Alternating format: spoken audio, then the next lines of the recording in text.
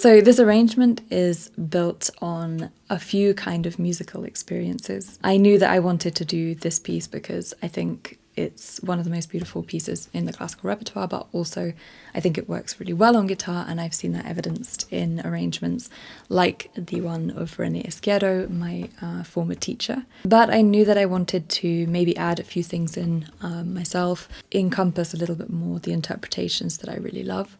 One of the conundrums of arranging things for guitar is always that the range and the timbre are fairly limited. In a way, you want to kind of start by establishing the range of the instrument so that we're listening to the guitar and you get a feel for what you're listening to. But at the same time, we don't want to take away the kind of gravity when we have the deep basses or when we have the beautiful moments that go very high. But I think the arrangements that I've previously heard almost always just introduce the bass extremely quickly and introduce the complete range. So with Arabesque, I'm kind of thinking these interwoven, intertwined vine and foliage sort of decorative patterns that you see in a lot of Islamic art. And I think we have this 2 against 3 that creates this kind of interwoven feeling of the notes. In this first passage where we get the 2 against 3, whether or not to do the basses underneath, as you hear on the piano, so whether to do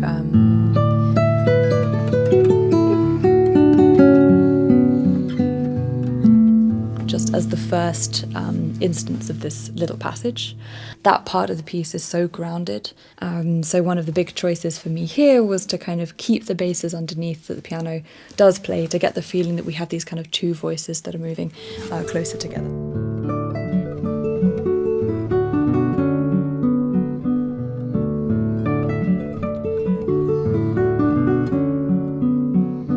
One of the questions for me when I was thinking about René's arrangement was this passage that happens at 34, where we get this kind of this long kind of galloping passage before we go into the middle section.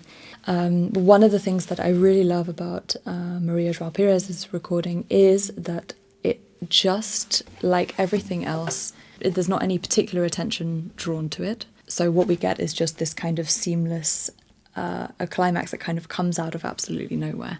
And so this is what I tried to recreate in this passage by taking out the basses and just letting it kind of float upwards on the resonant strings of the guitar up until that beautiful D chord.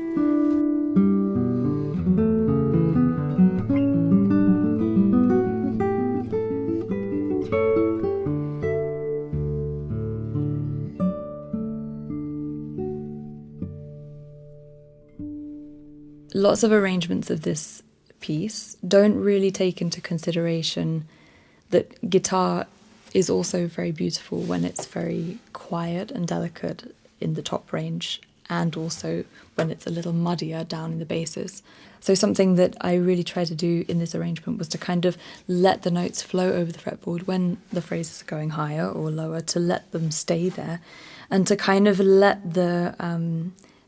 like the resonance of the guitar sing in those ranges and in those parts of the fretboard without kind of having to provide a bass just because there is a harmonic pedal.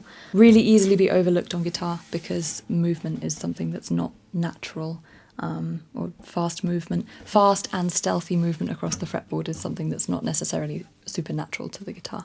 There are a few moments here where I chose to leave out the bottom line because I feel like it helped to move the piece on a little bit more. We get a little bit more of that kind of that natural flowing movement in the bass, bar 89.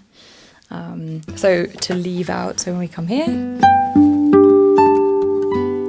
and let the note ring and sound upwards.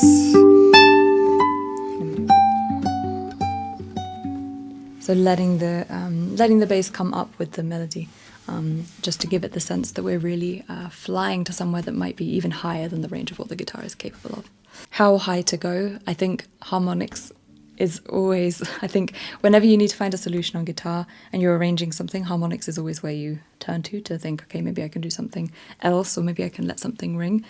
And in general in this piece, I tried to be a little bit sparing with my use of harmonics throughout, because I felt that the resonance of the guitar, I feel like plucked strings and harmonics resonate in a different way and for a different length of time, and stick out to the ear very differently.